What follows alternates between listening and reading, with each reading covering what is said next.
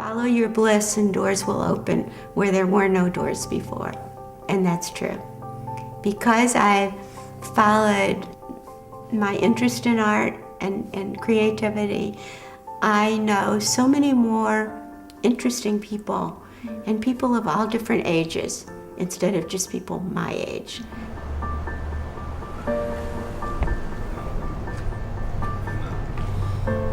And this is my response to the secret garden, which is as you enter this unknown, mysterious door, and then suddenly you're immersed in the tranquil, quiet, safe surroundings of this beautiful place. What I intend to do this fall is to push my own edges myself. And I don't know how I'm going to do it, and I don't know what I'm going to do, but I know one thing, it's going to be more important than what I've done so far, to me.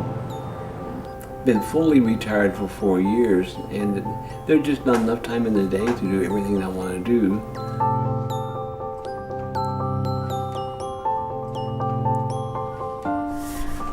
I never wrote a poem that I knew how it would end, Robert Frost. And I think that's pretty much the way I feel about it. So all through your life, you have lots of ends that are not totally tied. I don't think any creative artist will say, I have solved that problem. This is the master of masterpieces. And even Picasso, I think he would like to have one more brushstrokes someplace. I'm going to do this, and I'm going to accomplish this, and I'm going to go here, and I'm going to get on a cruise boat, I'm going to do this or that or the other thing. I'm going to fall in love again. The whole field of psychiatry has helped me to sort of project my feelings into a piece of wood or clay or metal so that I could get something back out of it again. There's some rebound phenomenon going on. I can cook a simple meal. You know, I can't fix the car.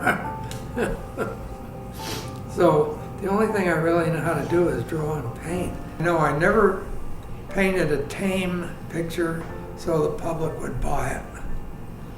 I never painted in a style for a certain gallery because that gallery was selling that style.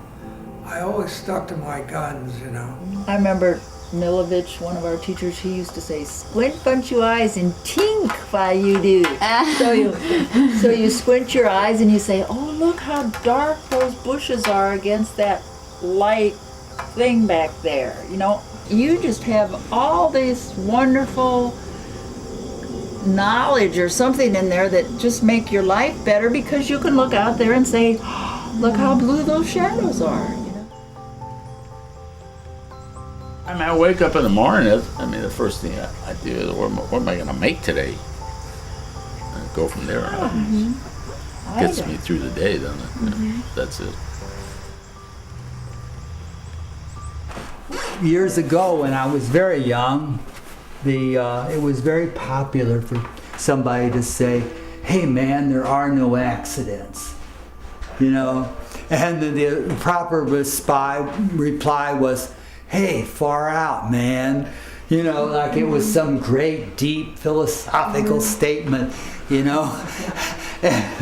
and then they share a joint. I've learned that there are no right answers. There are only answers that help you move the ball a yard or two, and then look for another answer, and then so you don't have the total answer. Is an ongoing journey for me, if you want to use that metaphor, of investigation. And you know, I'm still a kid in my heart of hearts. I'm still looking at things and going, wow, you know, all of these epiphanies and things going on. I've always said the show I should have is called Close to Home. I mean, because my work is all about having stayed close to home and my relationships with my family and my place, this place. I mean, I really know this place because not only have I lived here so long, but I've gardened here, and you know, I know where the sun is on this patch and not on that patch, and how the water is, and just keep thinking, keep grinding it out. Fool them, go on living.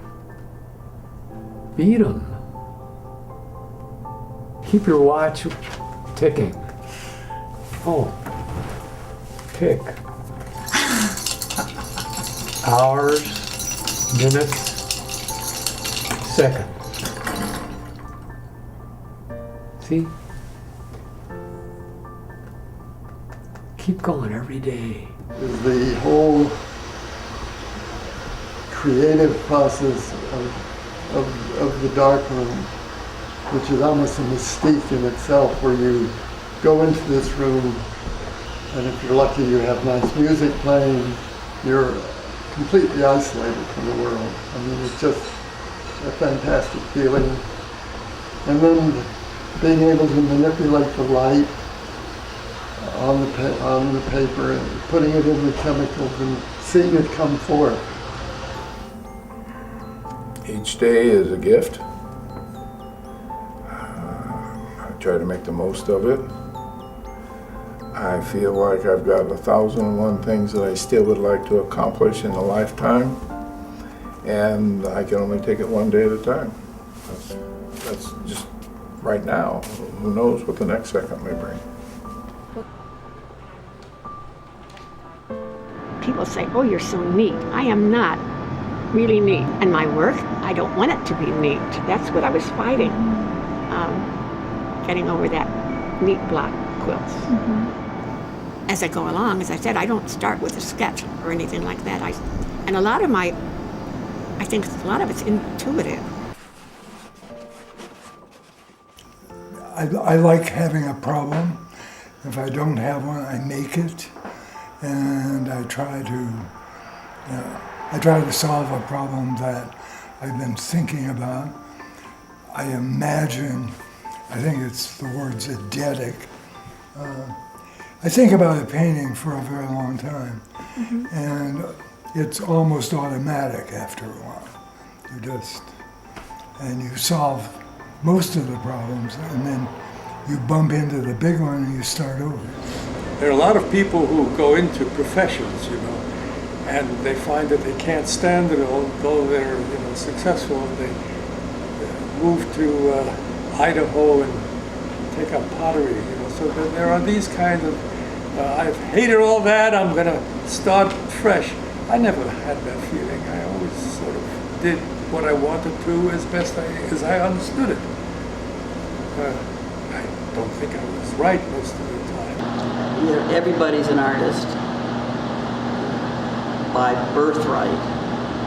And someplace along the way it gets beaten out of them. I mean, being an artist is about being creative, and that doesn't just mean about cooking or about making drawings. It means creative. It means stop and use your head. Think past the first stupid things that come to your mind, and then try to enjoy that activity. You know, I haven't always been a senior. This is something new for me, too. It just came upon me. It just came upon me gradually, you know. I remember when I was 50, and I remember when I was 40, I remember when I was 22, you know. But I see the condition, I see the human condition in general. So I began to investigate this whole idea of connectedness.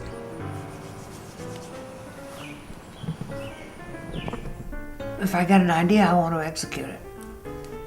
And it just makes you feel so much more alive. I mean, you just are more alive when you're working. I mean, that's really it. I was always attracted to the idea of drawing the figure. It's a difficult thing to do, you know, and it's endless in its possibilities, maybe because it's difficult. They start with stories about people around me, but in the end, it's just a painting. It isn't those people. It isn't even that story so much anymore. It's just what it starts with. I think, like, you know, live and let live You like something? Terrific. Just leave me alone. Let me do what I want to do. Everybody should do their own thing. Everybody should do their thing. People look around. God, look at her hat, or look at the way she looks. Let them be. Time is limited, and I am really passionate about preserving wildlife. And if we destroy that, we would lose something very precious that could never be replaced. So that's why I carve all my semi-precious minerals into pendants hanging for dear life, and trying to show their need of protecting them.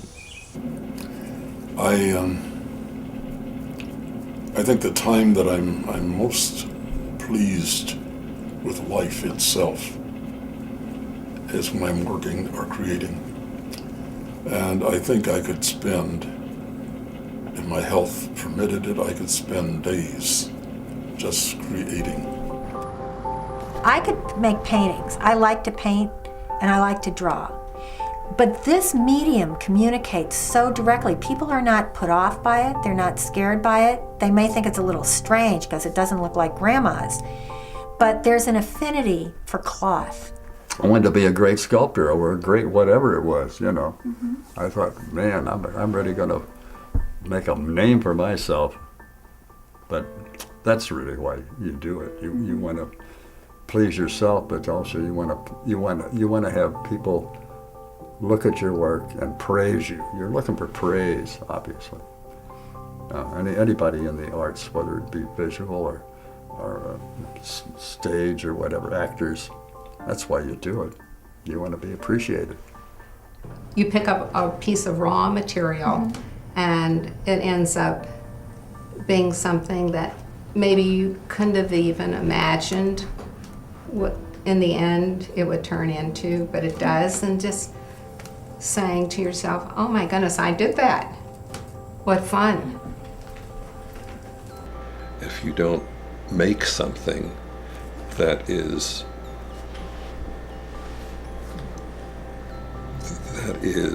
has a form and a substance and a weight, and then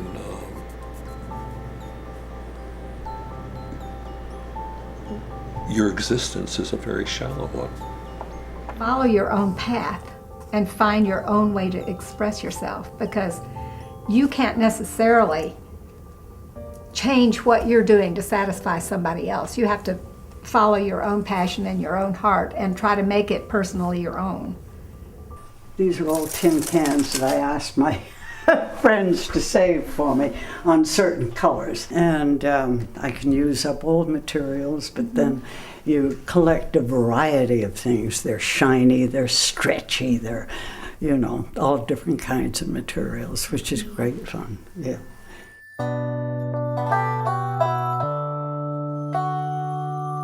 Some people are saying, boy, this is so ancient and such. Now, I'm an ancient individual, you know, now, but when I was young, I was ancient too, they call me. The obstacles of life, and then the struggle of life, or the journey, as we call it. Things that get in your way, that are hard to get out of the way, like a mountain. It's a statement about how meaningless and absurd things can become. They could be anything for the viewer, or nothing. And that's okay too. And I'm just as interested in what they don't like as what they like. Compliments mean nothing, but conflict means something. I was kind of in a deep funk when I was doing this guy. So it is a dead thing and he's drowning and stuff, but I don't think it's a deep thing. I think he just likes to make stuff, you know? And he likes to learn, oh, you know, aqua tint. Oh, how do I do aqua tint? Okay. You know, and then, I like to drywall, I need something. Yeah, he likes to drywall. I like to drywall. That's me. A replica of me in my parallel universe. Dancing, whatever. I mean, I have lots of messages, but I don't think that I'm putting them into my pictures in order to give them something other than a piece of art. I wanted to find a way to call attention to a single tree with whatever connotations anyone wanted to attribute to it. Whether it's a symbol of, there are a lot of religious connotations, there are a lot of ecological connotations. Whatever one wants to bring to it is fine, but this is my offering. Can you imagine being chained because they thought the evil spirits were possessing you? That's why you're hallucinating. I did a bunch of paintings of this guy with the beret on, and I call him Giorgio, and he's holding the cross. Whoever she is holding the fish could be Christ's mother. And then the 3 eggs on the platter, that's the Trinity. Behave yourself. Behave yourself morally. That's the message. An experience that is constantly changing, which is the point of sculpture, is that it is a three-dimensional object that exists in space, that by its own logic and its own connectivity becomes alive and almost has a kind of, it's almost like it's moving inside. Yeah, I've always been attracted to color and the surface and texture and abstract things that I see, nature, things that I find around me. I don't care what people think as much. And I used to, are they gonna like my, and now I still sort of care, but not as much. If you don't like it, that's your problem. And I think that's great. This one is a new beginning for me. And in a way, I guess it is dark, but it's one of these things that evolved too, because this was not planned. And I looked and I thought, wow, that looks like a bunch of people, or a bunch of bodies, or even body parts maybe,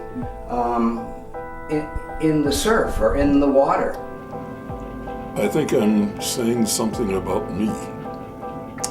Here I am, look at me, that kind of thing.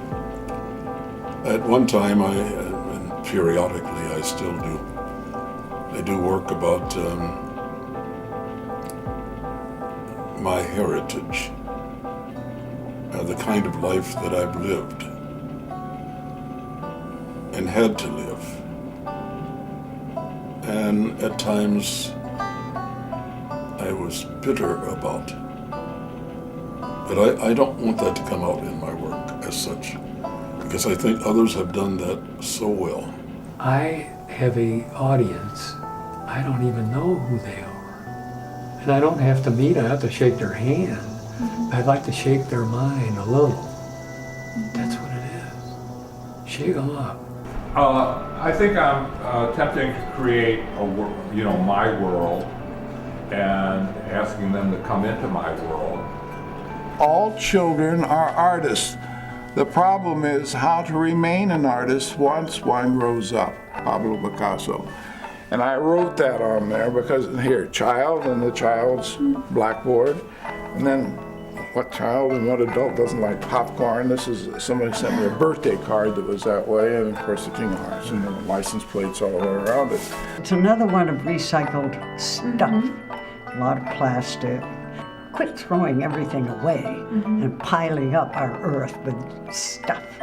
And reuse it, and if you're in the grocery store, carry your own bags.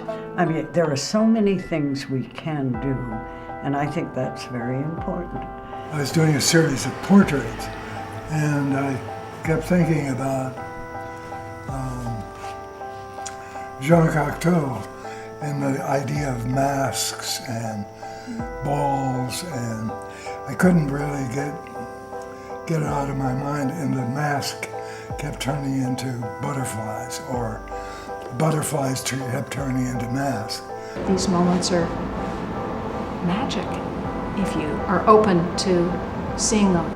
it's not that I see everything, but I think I'm more aware of the magic of what's out there that we don't. I mean, that's what a lot of my paintings are about now, is seeing things that we don't see. Stuff is always happening.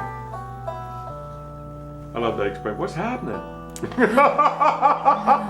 Stuff is always happening. Stuff is always happening, but we're just not awake to it. I think that the older you get, the more you see. Looking out my window, and that I wouldn't have done that 20 years ago. Well, the most I can say about it is that it is affirming, and it's done out of a passion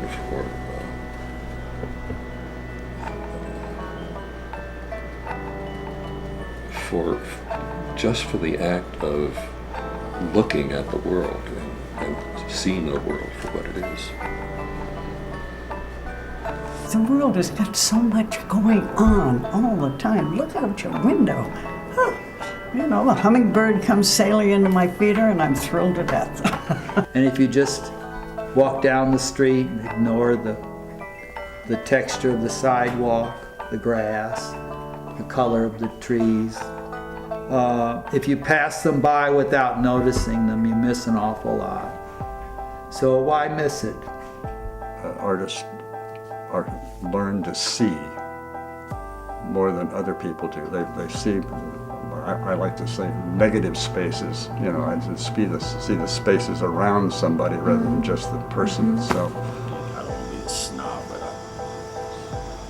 Go ahead. maybe we look at visually things a little different than Well, who knows? other Who knows folks. I don't know either, but you know, when we visit somebody's house, it's like, how can you do that? How can you not see that what you've done is really ugly?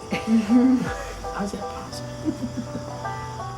Oh, that's a twig. Oh, those are branches. Oh, I could do that. Yes, you can. Why not? To convey that stillness and then to convey that sense of interconnection. That we're all one, whether we like it or not. Actually, it's only part of the piece. The rest is draped around the back, but it's called Japanese Story.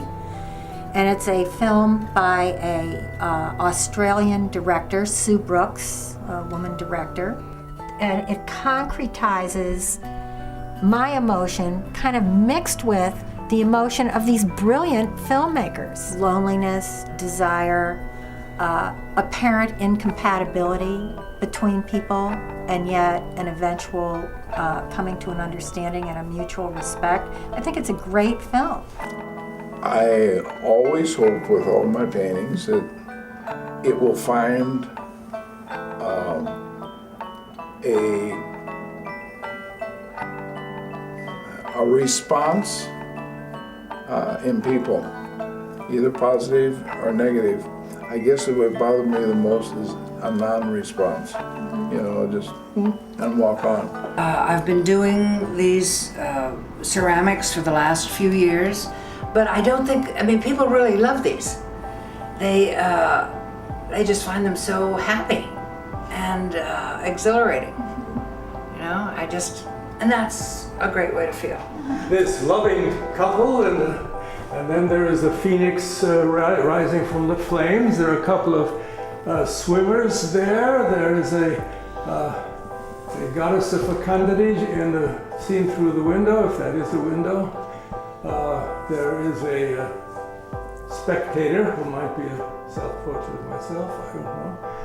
So I found the figures as simply line drawings, and they weren't together. So it's like a collage of the figures, and then of course I had to add bugs. Add bugs and birds and rocks and, you know. It's hanging for dear life in here too, and those are very endangered. They're just so sugar like now lately. You can see the fact that it was made of shredded material, paper. In fact, I was in hopes that they would look at it closely enough to see that there were letters and numbers and all kinds of things in that.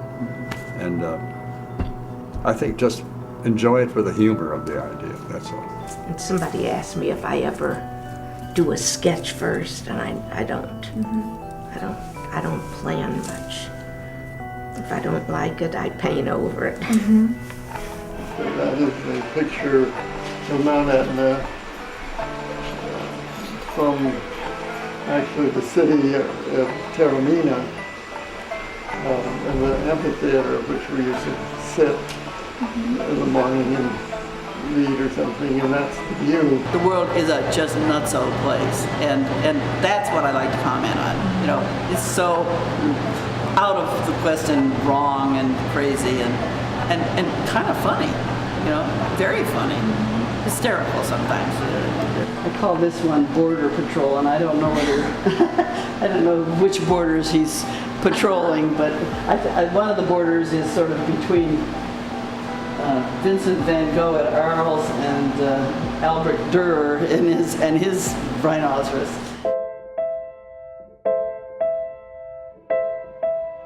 The fact of being an artist is that there is no way of making it simpler or learning through experience a formula for making art. I think you have to continually it has to be a new struggle all the time, otherwise you're just relying on an easy, already solved problem. Whatever I do is not going to be perfect anyway. You know, there's no such thing as perfection, I think, unless you want to think of Michelangelo, you know. But he destroyed things for sculpture. If there's not a little irritant, I don't think you get very much. When you think you've got the idea, wait until the next day and then take another look at it.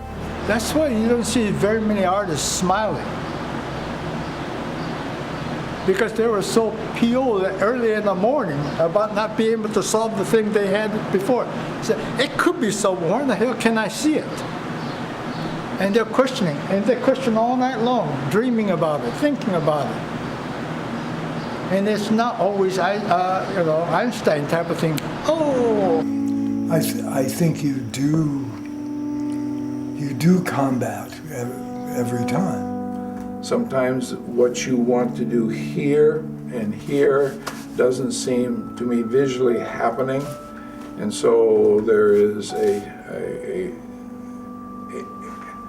struggle. Or sometimes you just, no matter how much you try, you cannot achieve the thing that you're looking for.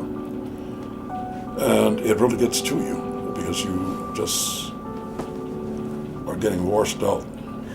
I can remember bringing home silkworms once and deciding I was going to get silk off and starting up the stove.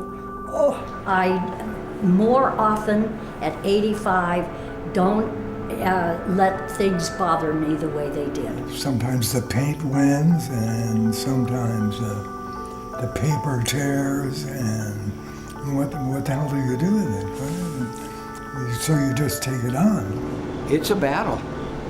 It's a battle, and most of the time, I would say a lot of the time, you don't win.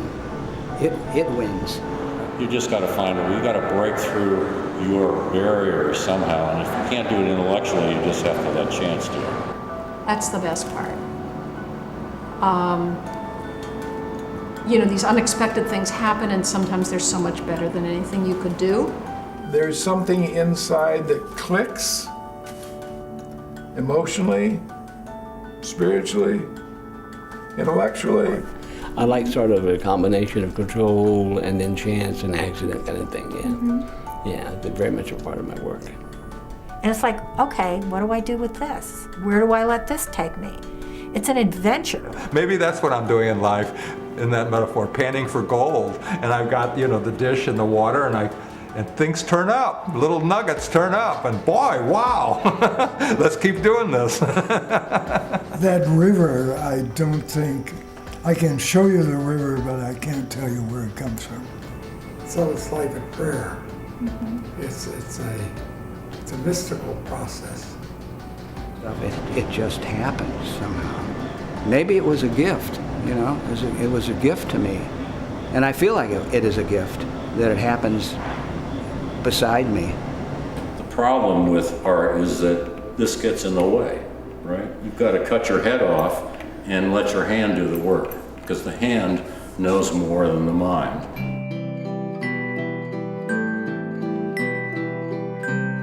To create is to live. Gives me pleasure, gives me aggravation, gives me everything. It gives me new life. It energizes me. I get a relief. Something leaves me, you know, like pressure. It's also very restful to do this. It's an interesting way to be active and restful at the same time. It's a passion. I just love it. I love looking at things around the world, and they give me an idea for fabric and how can I translate that to fabric. It's just exciting. If you're working at something that you like to do and you're really involved in it, you're happy. You're not diddling with your interior and you're not diddling with who said what to me and all that stuff. It gives me a focus that I guess distracts me from being older. I don't think about it so much. And I don't think about my limitations because I have something I like to do that I can keep doing. I can't exist without it. You know, it's still like part of your soul. Yeah, reason for living. It's the essence of my very existence. You're so overwhelmed by beauty or complexity or grace that you just want to put it down. It transports me completely. And like I could go from a hard day at work and come home and be recharged when I do that, and then maybe end up, 1 o'clock at night, maybe makes me go to bed and I'm still feeling like going. It's my greatest joy, but it's also the only thing that unites all of my abilities and my experiences into one package. I think doing what I do makes me a much more interesting person. And the more creative you can be and the less stereotypical, the richer your life will be. I can't dismiss the work for a long period of time. I always feel I should get back to it to have something precious that I've produced. You get so fragmented by all the demands in your life, and I come in here and I reconnect, I knit myself back together to be the person I'm trying to discover. And that's my goal, is to really get to the core of who I really am. Because in life you go through so many experiences and you become so many different people that somehow you lose the core of who you truly are. And I think art helps you preserve that part of you. And it's a matter of allowing ourselves to come home. Oh, that's such a moving statement. Coming home. Coming home to self. God, where have I been all these years? Where in the world have I been? I have learned a lot more about history, about ideologies, about politics, about sex, with my paintings than I knew before. But this is part of the process of trying to find out what is important when one makes a painting. And this changes. I don't think we completely know the self. There's always something to be discovered. I felt my life with both my hands to see if it was there. Isn't that just perfect for an artist? How do you figure out who you are? Well, you don't. You live, and then you say, oh, that's who I am.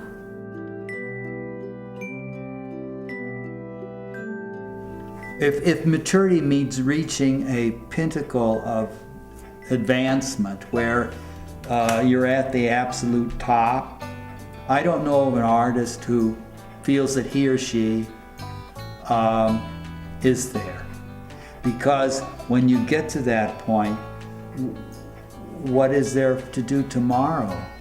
My God, I'm 76 and I'm building a new studio. I mean, give me a break. I mean, how insane is it? I still got some things running around in my head I never finished.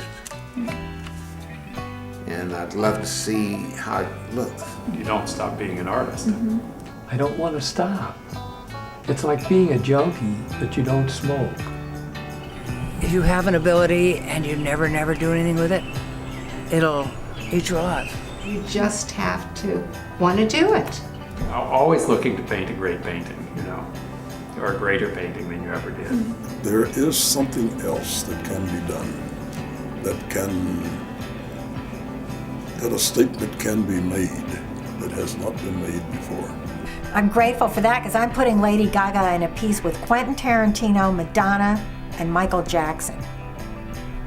All artists, whether it be musicians or painters or in the visual arts, they all have that same feeling that they want to keep living. They want to keep going on. They want to keep doing something. I'm attempting immortality. You almost wish there weren't so many things flowing because you're trying to figure out, now, how am I going to do all of this? How is this going to get done between now and whenever? I want to do this, I want to do that. Just keep breathing and don't worry about it. I'm trying to inject some cubism into Caravaggio. And I'm trying to inject some Caravaggio into cubism. I even had to ride one of those, what do they call it, Z-lines? People think that sometimes you diminish your ability, but you develop and refine it and keeps going. But I think you really have to be committed to finding out what your vision is, and that it's an exploratory lifetime process. Well, the muse is the maturity. Follow your own path and find your own way to express yourself, because you can't necessarily change what you're doing to satisfy somebody else. You have to follow your own passion and your own heart. I think the purpose of life is that we're here to work hard and to make the best we can out of our abilities and our opportunities. But all of that is to have fun, to enjoy life, because when life's over, it's over. And so this is it. So let's go for it. It's interesting, it's cerebral, it's visceral. If you make art, you're engaged at a very fundamental level with materials and with ideas. I don't think there isn't anything that doesn't get me going. I mean, I am all over the place. It's just nuts. Oh, I get excited about my Rice Krispies. How old would you be if you didn't know how old you were? Yeah, I don't think we ever really grow up. No, we don't. If we did, we'd be finished. I think we grow up when we're dead. I'm trying to be reasonable and grow up, and it could happen. Not right away. How it enriches my life, I hope it would enrich someone else.